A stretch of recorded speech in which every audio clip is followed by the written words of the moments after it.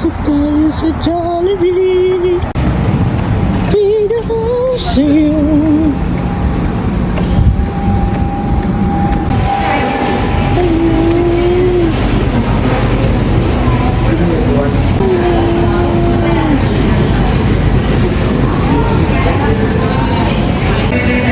Jollibee Suri.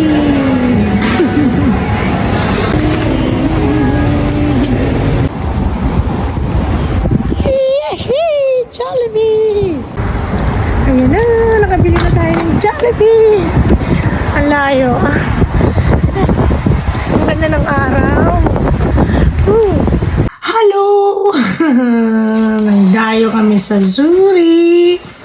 Bumili kami ng Jollibee! 6 pieces. Tapos bumili rin ako ng isang meal na burger steak. Yung burger steak ko ay lumundoy na kasi 45 minutes ang biyahe namin. Tapos may kanin at saka gravy.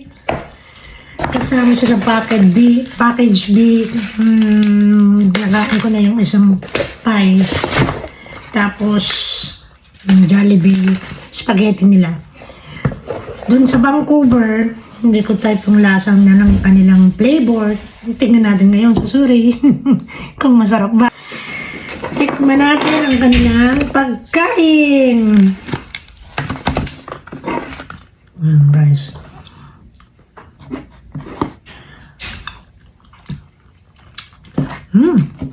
Yung burger steak nila. Sarap.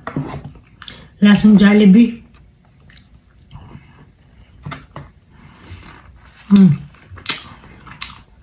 Okay ako sa burger steak. Tikman natin yung chicken.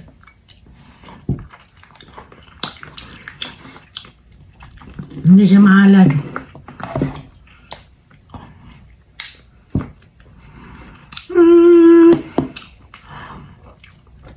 Parang mas maayos siya dun sa Vancouver na natikman ko.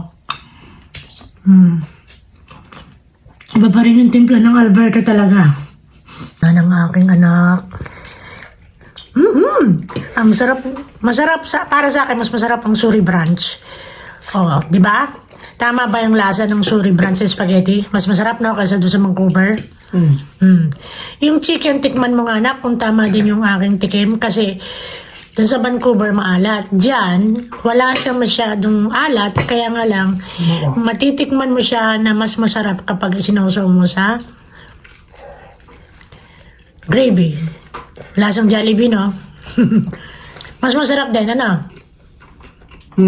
See? Mas masarap. Sino kaya ang chef ng Jollibee, ng Suri at saka ng Vancouver? So, mas boto ako sa Suri Branch. Hi, kaway-kaway! Titikman ko yung Jollibee nila na spaghetti. So, dun sa chicken, mas okay yung timpla ng taga-Suri kaysa dun sa Vancouver. Ewan ko lang kung nagbago na yung taga-Vancouver ng timpla. Pero, hindi pa rin siya yung talagang chicken na katulad sa Alberta na timpla. Kailangan mo pang maglagay ng gravy para lang matikman mo yung totoong lasa ng Chicken Joy dito sa Suri. Yun namang spaghetti sa Suri, tingnan natin.